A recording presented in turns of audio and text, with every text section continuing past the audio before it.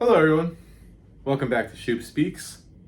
I'm your host, Shoop, and I'm here to talk to you about happiness and how to achieve it for yourself in your day to day goals, aspirations, and just living the best life that you possibly can.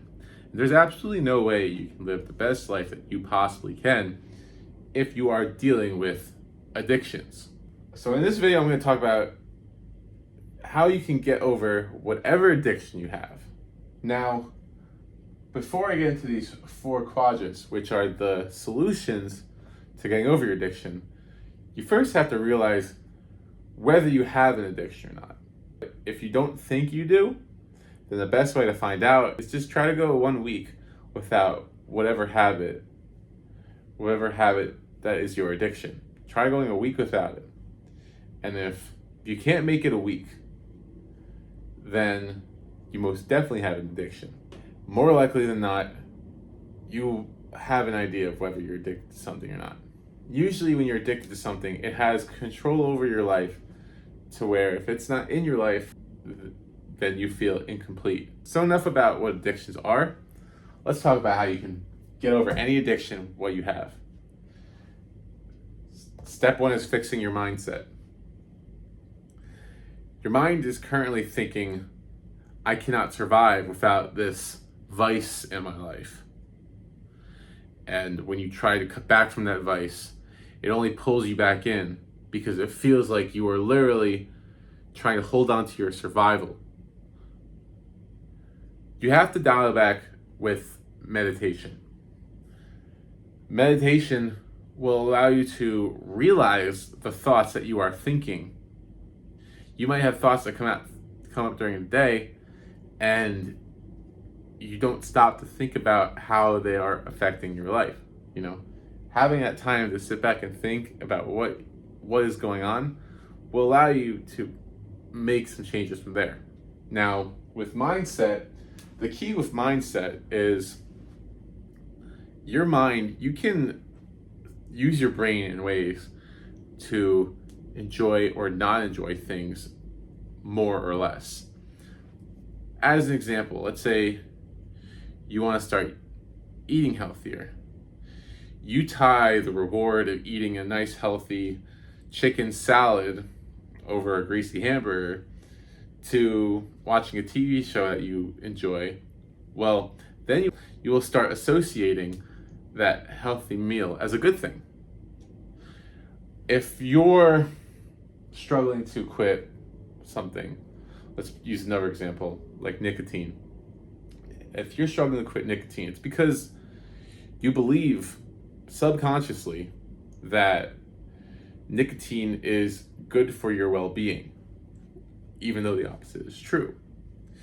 You have to frame your mindset differently to start seeing nicotine as a bad thing.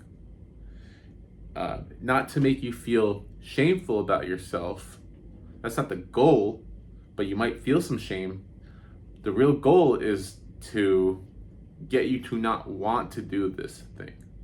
You have to start seeing the thing that you want to quit as something that is bad and not something that is good.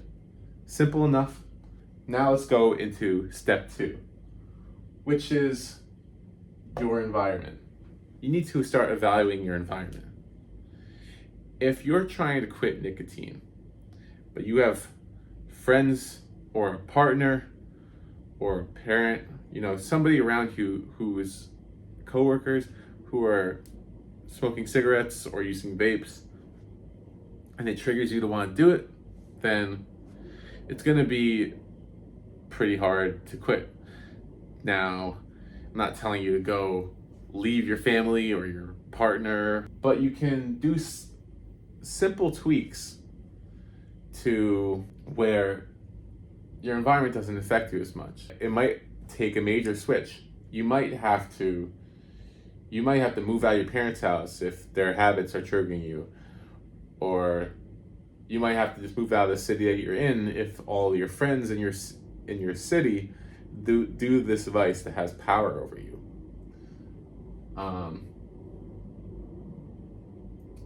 But it could also be something really small, such as, let's say You used to, on your lunch break, you would hang out with your friends in the corner of the building, and you guys would smoke together.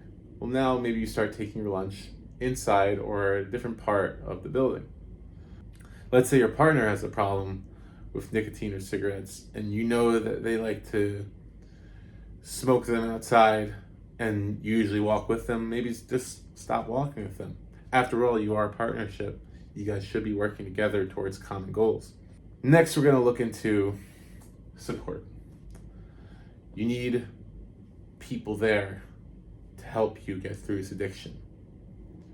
That includes your partner, your family, your friends, but maybe more importantly, a specific support group. The addiction that I always struggled with the most was gambling. When my gambling addiction was at its worst point, that is precisely when I sought out a Gamblers Anonymous group. Now, I had to have somebody tell me that. I didn't go find it on my own. So if you are dealing with that right now, I'm telling you, whatever your addiction is, go find a support group. In person is best, but there are communities online. I know Reddit has a lot of really good communities for people struggling with addictions. Just join an online community and start listening to other people speak, seeing what they write. Just listen to other people's stories. Try to relate to it in any way possible. And really, if you find that good support, it's way more powerful than anything else on this list.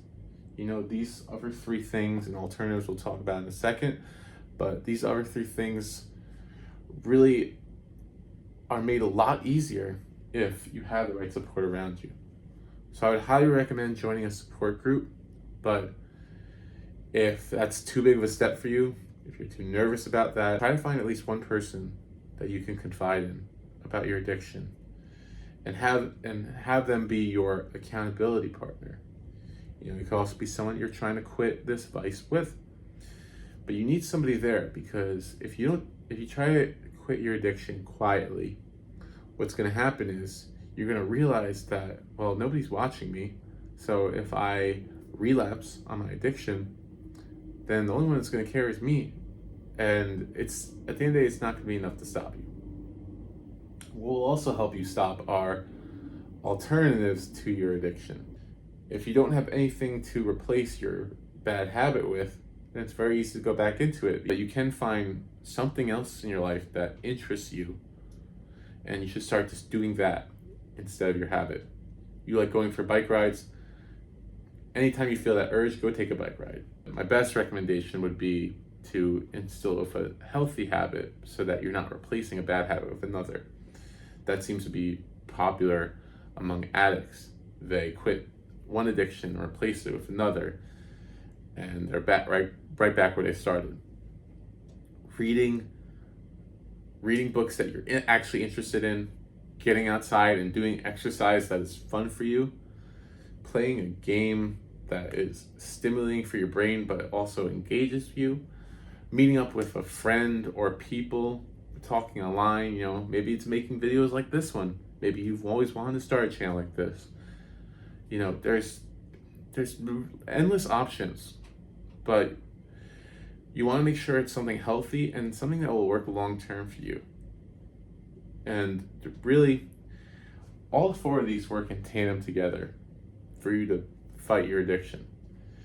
And I preach on this channel, do not try to change more than one thing. So think about this list and think about one way where you can start tackling your addiction in a healthy way.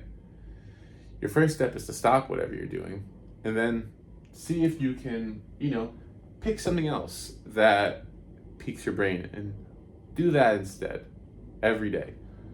Find a support group out there, Start looking at the way you perceive that vice differently. Change something in your environment. Maybe even just cleaning your room. Maybe rearranging things. Maybe that will be enough to help you. But I promise you, if you incorporate these four things, then you can beat any addiction. Your addiction does not control you. You control your addiction. You must believe it. You must take that responsibility. Use these steps and use it in order to live a healthy and much better life. Anyway, thank you for watching once again. Subscribe if you love this content and get ready for more. But until then, thank you.